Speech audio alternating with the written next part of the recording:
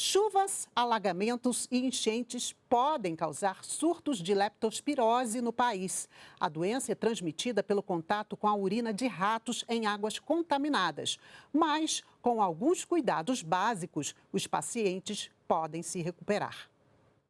Condições sanitárias precárias combinadas com a presença de ratos aumentam os casos de leptospirose, doença infecciosa transmitida pelo contato ou ingestão de água contaminada pela urina dos roedores infectados com a bactéria Leptospira. A infecção ocorre a partir de lesões na pele, depois da imersão por longos períodos em água contaminada ou por meio de mucosas. Os ratos são os principais transmissores da leptospirose e as enchentes propiciam a disseminação e a persistência da bactéria no ambiente, facilitando a ocorrência de surtos. No Brasil, a leptospirose é uma doença endêmica, ou seja, uma doença que está sempre presente em grupos da população.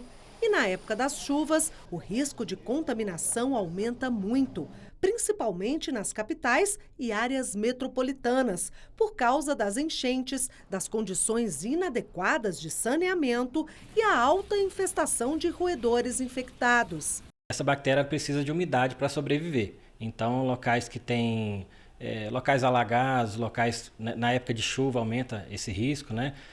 Trabalhadores que trabalham em locais de limpeza de esgoto, por exemplo, que então sempre vai ter umidade nesse local e são locais que têm infestação de roedores. Então, o risco nesses locais aumenta bastante.